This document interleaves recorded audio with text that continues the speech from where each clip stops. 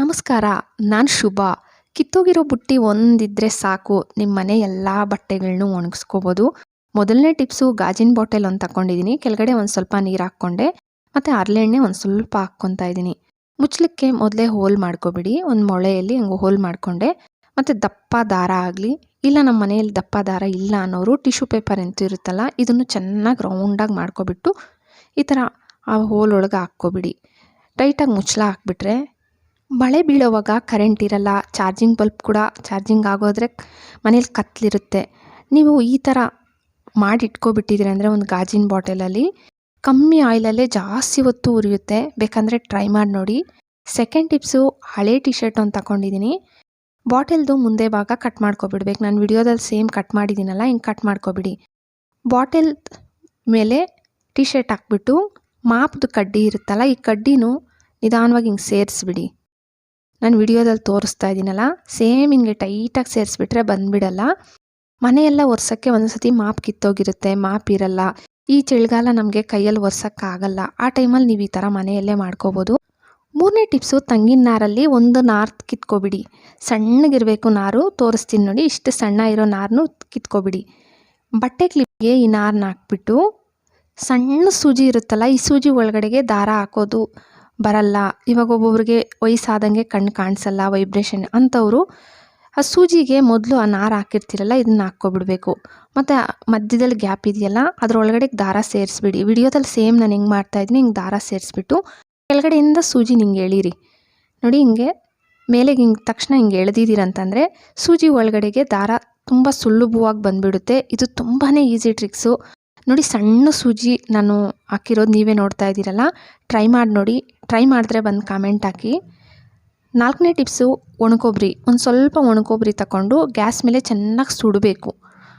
ನಾನು gas medium ಫ್ಲೇಮಲ್ಲಿ ಇಟ್ಬಿಟ್ಟೆ ಚೆನ್ನಾಗಿ ಸುಡ್ತಾ ಇದ್ದೀನಿ. ಕಪ್ಪಗಾಗ್ಬಿಡಬೇಕು. ಮತ್ತು ಸ್ವಲ್ಪ ತಣ್ಣಗಾಗೋಕ್ಕೆ ಬಿಟ್ಬಿಡಿ. ತಣ್ಣಗಾಗ್ಬಿಟ್ಮೇಲೆ ಕುಟ್ಟಣಿಗೆ ಕಲ್ಲಿಗೆ ಹಾಕ್ಬಿಟ್ಟು ಚೆನ್ನಾಗಿ ಕುಟ್ಟು ಪುಡಿ ಮಾಡಬೇಕು. ಚೆನ್ನಾಗಿ ಪುಡಿ ಆಗಿಬಿಡುತ್ತೆ.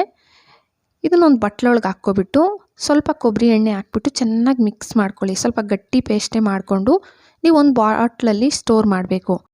ನಮಗೆ ಏನಾಗುತ್ತೆ, ಅಡುಗೆ ಎಲ್ಲ ಮಾಡೋವಾಗ ಸಾಮಾನ್ಯವಾಗಿ ಸುಟ್ಕೊತಾ ಇರ್ತೀವಿ. ಕೈ ಕುಕ್ಕರ್ಗೆ ಇಲ್ಲ ಬಾಣಲಿಗೆ ಇಡ್ತಾ ಇರ್ತೀವಿ. ಮಕ್ಕಳು ಅಷ್ಟೇ ಕೈಯೆಲ್ಲ ಸುಟ್ಕೊತಾ ಇರ್ತಾರೆ.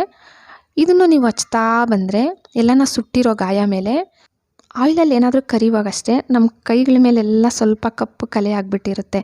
ಇದು ನೋಡೋಕ್ಕೆ ಚೆನ್ನಾಗಿರಲ್ಲ. ನೀವು 15 ದಿನ ಇದನ್ನು ಆ ಕಪ್ಪು ಕಲೆಗಳಾಗಿರುತ್ತಲ್ಲ, ಮಕ್ಕಳಾಗಲಿ ದೊಡ್ಡವರಾಗಲಿ ಹಚ್ಕೊಂಡು ಬನ್ನಿ. ಒಂದು 15 ದಿನ ಹಚ್ಚಿದ್ದೀರಂದರೆ ನಿಮಗೆ ಒಂದು ಕಪ್ಪು ಕಲೆ ಕೂಡ ಇರಲ್ಲ.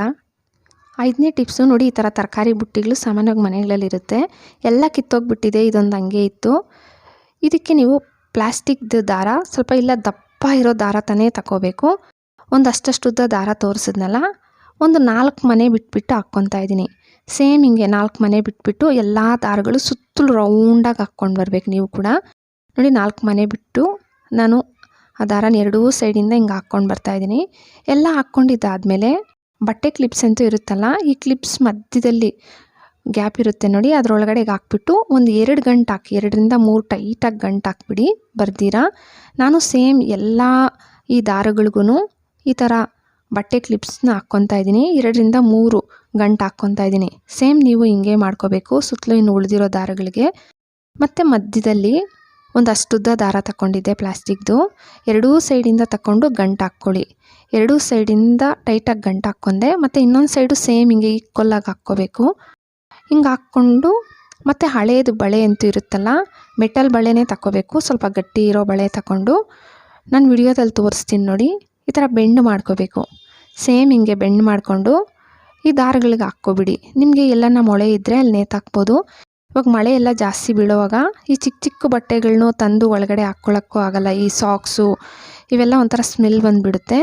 ನೀವು ನಿಮ್ಮ ಮನೆ ಹತ್ರ ಎಲ್ಲಿ ಮಳೆ ಬೀಳಲ್ವೋ ಅಲ್ಲಿ ಇದನ್ನು ನೇತಾಕ್ಬಿಟ್ಟು ಸಣ್ಣ ಸಣ್ಣ ಬಟ್ಟೆಗಳು ಹಾಕ್ಕೋಬೋದು. ಗಾಳಿಗೆ ಒಣಗೋಗ್ಬಿಡುತ್ತೆ. ಆನ್ಲೈನಲ್ಲಿ ಇದನ್ನೇ ತಗೊಳಕ್ಕೆ ಹೋದರೆ 600-700 ರೂಪಾಯಿ ಆಗುತ್ತಲ್ವ. ಮನೆಯಲ್ಲಿ ಬೇಡ ಅಂತ ಇರೋ ವಸ್ತುಗಳಲ್ಲೇ ನಾವು ಮಾಡ್ಕೋಬೋದು ಸಿಂಪಲ್ಲಾಗಿ.